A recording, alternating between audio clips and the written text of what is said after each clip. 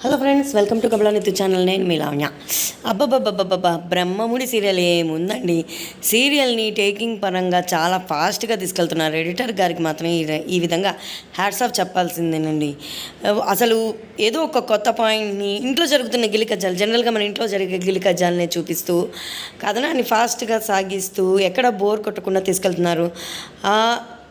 Emotion serial తేలిపోతుంది అన్నప్పుడు ఏదో ఒక ట్విస్ట్ పెడుతున్నారు. మనల్ని అయితే ఆ సీరియల్కి కట్టిపడేసేలాగా చేస్తున్నారనమాట. మొత్తానికి అయితే ఈరోజు ఎపిసోడ్ కూడా చాలా బాగుంది. ఏ అమ్మ అమ్మ అమ్మ అని అయితే కలవరిచ్చాడో రాజు, అదే అమ్మ కళ్ళు తెరవగాలనే మొదటగా మాట్లాడిన మాట కావ్యక్కడ అని. మరి రాజుకి ఏమైతే ఫ్యూజులు ఎగిరిపోతాయి. ఏమీ చెప్పలేక ఇప్పుడే వస్తాను మమ్మీ, డిశ్చార్జ్ ఎప్పుడు చేస్తారో కనుక్కొని వస్తాను అని మాట దాటేశాడు. ఇక మన కళావతి ఎంత పుట్టింటికి వెళ్ళినా అత్తగారి ఆరోగ్యం గురించి తనకి మనసులో పీకుతూనే ఉంటుంది కదా. తన అక్క స్వప్నకి ఫోన్ చేసి ఆవిడ క్షేమ సమాచారాలు కనుక్కుంటే స్వప్న శుభవార్త చెప్తుంది. అప్పుడు సంతోషంతో ఇక బ్యాగ్ తగిలించుకొని బయలుదేరుతుంది. వాళ్ళ అమ్మా నాన్న, మీ అత్తగారిని చూడడానికి వెళ్తున్నావా అని అడిగితే కాదు, ఉద్యోగానికి అని చెప్తుంది. అప్పుడు తల్లి ఉద్యోగం ఎందుకు అని అంటే తండ్రి మాత్రం గట్టి ధైర్యాన్ని ఇస్తాడు. వెళ్ళమ్మా వెళ్ళు అని చెప్పి ధైర్యాన్ని చెప్తాడు. తల్లి అడిగిన ప్రశ్నకు కనకం మళ్ళీ కృష్ణమూర్తిని అడుగుతుంది, ఏందయ్యా మళ్ళీ ఉద్యోగానికి పంపించావు, ఆ ఉద్యోగం ఉన్న ధైర్యం చూసుకొని మళ్ళీ అత్తగారి ఇంటికి వెళ్ళాలి అనిపించకపోతే అంటే, అలా ఏమీ జరగదు, కాలమే సమాధానం చెప్తుంది. ఈ ప్రశ్న ఎక్కడి నుంచి పుట్టిందో అక్కడి నుంచే సమాధానం వస్తుంది.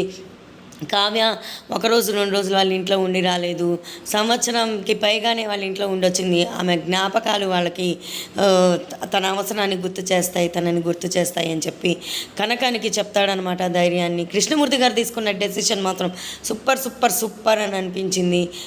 వాళ్ళలో రాజు లాంటి కఠినాత్ముడు అంటే కఠినాత్ముడు అని కాదు, కానీ ఎంత మంచి చేసినా, ఎంత ప్రేమ చూపించినా ఒక్క చిన్న విషయం దగ్గర కోపం వచ్చి హైపర్గా బిహేవ్ చేస్తాడు. అలాంటి వాళ్ళకు ఇలా వెలివేయడమే కరెక్ట్ శిక్ష. కావ్య కూడా తొందరపాటు నిర్ణయం ఏమి తీసుకోలేదు. చూసింది సంవత్సరానికి పైగా తన ప్రేమని అందించింది. అదే తన తల్లి అప్పుతో చెప్పింది, నా ప్రేమ ఆయనకి ఎందుకు కనబడలేదు, అది అసలు తప్పెక్కడ జరిగిందో, నా ప్రేమలో ఏం లోపం ఉందో నాకు అర్థం కావట్లేదు, అప్పు నా కాళ్ళ మీద నేను నిలబడాలి అనుకుంటున్నాను, ఒంటరిగా జీవించాలి అనుకుంటున్నాను అని నిర్ణయించుకుంది.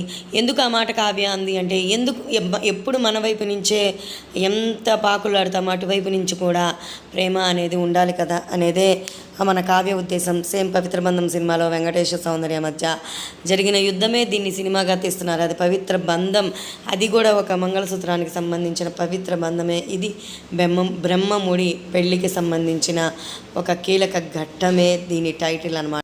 నాకైతే రాజుని చూస్తే వాళ్ళ అమ్మ కావ్య ఎక్కడ అని అడగంగానే చచ్చింది గొర్రె తెక్క కుదిరింది రాజుకి అని చెప్పి నాకు అనిపించింది. మీలో ఎంతమందికి ఇలాంటి ఫీలింగ్ వచ్చిందో కింద కమెంట్ సెక్షన్లో కమెంట్ చేయండి.